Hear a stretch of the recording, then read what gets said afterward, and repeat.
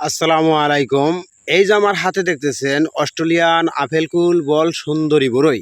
4টা বরইতে যদি এইভাবে মুখটা ভরে যায় তাহলে চিন্তা করে দেখেন যে বড় জাতের বরই চাষ করলে আপনার কতটা ভালো হয়।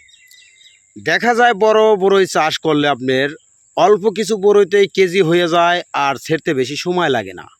আর এই বরইগুলো অনেক মিষ্টি আর রসালো কচকচে ভাব।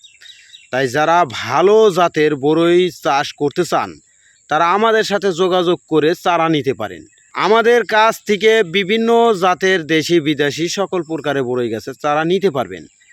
এরকম যদি আপেলের মতো দেখতে হুবাহু বড় আকারের বরই হয় আর সেই বরই যদি ভরপুর মিষ্টি হয় আর কষকষ ভাব বা গলা আটকা আটকা ভাব না হয়, এরকম যদি সুস্বাদু বরই চাষ করা যায় তাহলে একবার ভেবে দেখুন যে এই বরই চাষ করে আপনি কতটা লাভবান হতে পারবেন।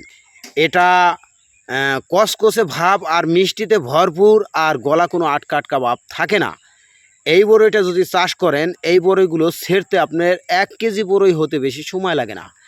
এই বরইগুলো বিভিন্ন ফল যে দোকানে বেচা কিনা হয় সেই দোকানে কিন্তু এই ফলের পাশাপাশি এই বরইগুলো কিন্তু বেচা কিনা করা যায়। এই বরইগুলো যদি চাষ করেন একবার যদি কাস্টমার খেয়ে স্বাদ পায় তাহলে আপনার জমিনে কিন্তু বারে বারে কাস্টমার আসবে। আমার বরই কিন্তু বিক্রি করতে বেশি একটা হাট বাজার নেওয়া লাগে না। বরইগুলো কিন্তু ক্ষেত থেকেই অর্ডার হয়ে যায় এবং কি ক্ষেত থেকে বেচা কিনা করা হয়ে যায়। তাই আপনারা যারা বেকার আছেন তারা আমার মতো এরকম সুন্দর অস্ট্রেলিয়ান বল সুন্দরী আপেল কুল বরই চাষ করতে পারেন।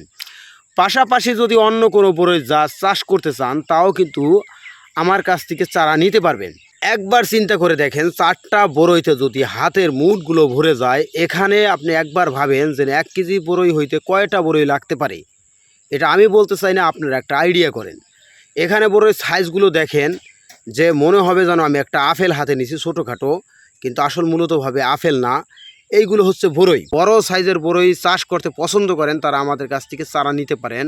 আমরা এই অস্ট্রেলিয়ান আপেল কুল বরই গাছের চারা দিতে পারবো। এটা অনেক সাইজে বড় হয় বরই, আর বরই খুব মিষ্টি আর কষকষ ভাব থাকে না, গলা আটকাটকা ভাব থাকে না।